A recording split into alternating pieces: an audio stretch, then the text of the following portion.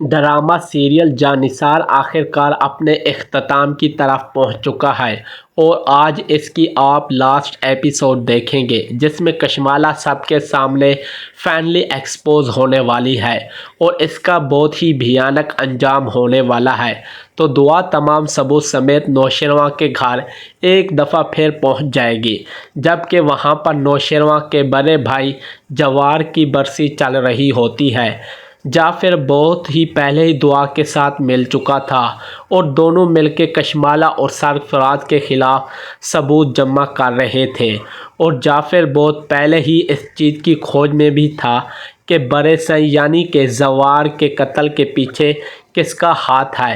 تو جعفر کو اسی تفتیش کے دوران زوار کی ایک کھوئی ہوئی ڈائری ملتی ہے جسے کشمالہ نے بہت چھپا کے رکھا تھا کیونکہ کشمالہ کو یہ ڈر تھا اگر یہ ڈائری کسی کے ہاتھ لگ گئی تو اس کا اصل چہرہ سب کے سامنے آ جائے گا، لیکن جعفر کے ہاتھوں کو وہ ڈائری لگ چکی ہے جس میں زوار نے اپنے تمام تکلیف اور دکھ لکھے ہوئے تھے جو وہ کشمالہ کے ساتھ شادی کے بعد چھلتا آیا لیکن اپنے گھر والوں کو ہوا تک نہیں رکھنے دی، کچھ تو اپنی بدنامی کے ڈر سے اور کچھ اماں سے اور بابا سے کے بڑھاپے کا خیال رکھتے ہوئے یہ بات اپنے تک محدود رکھی۔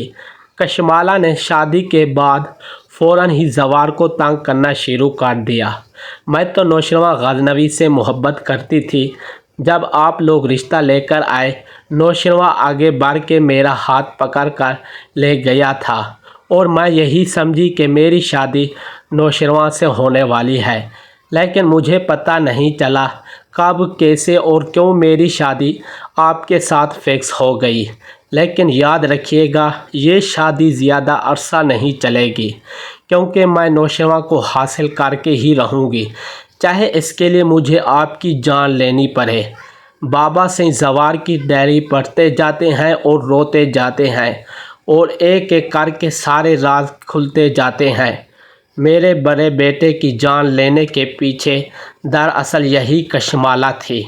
دوسری طرف جعفر دعا کو کال کر کے کہہ دیتا ہے بی بی سیں کل زوار سیں کی برسی ہے، میں چاہتا ہوں کل آپ آئیں، سبھی لوگ وہیں پر جمع ہوں گے اور آپ سب کے سامنے اپنی بے گناہی ثبوت پیش کر سکتی ہیں۔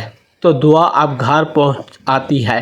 نوشیروان اپنے سامنے دعا کو یوں اچانک دیکھ کر ایک دم سے حیران اور پریشان ہو جاتا ہے اور اسے کہہ ہی دیتا ہے تم یہاں پر کیوں آئی ہو؟ دعا کہتی ہے میں آپ سے ملنے آئی ہوں، کیا میں اپنے شوہر سے مل نہیں سکتی؟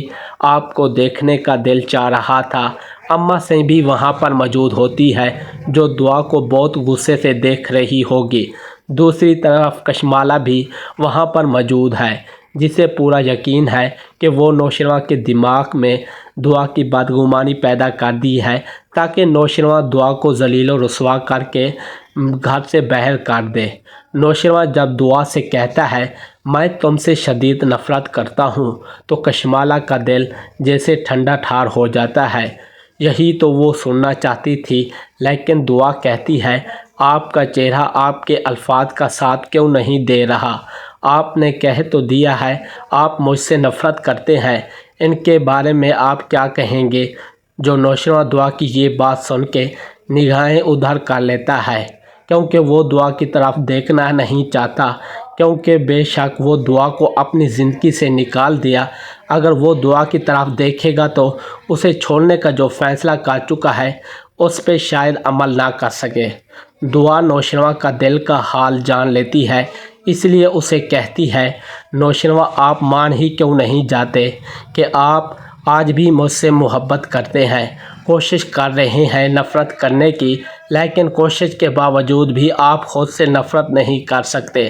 لیکن نوشیروان دعا سے کہتا ہے ہمارے بیچ جو کچھ تھا اب وہ ختم ہو چکا ہے۔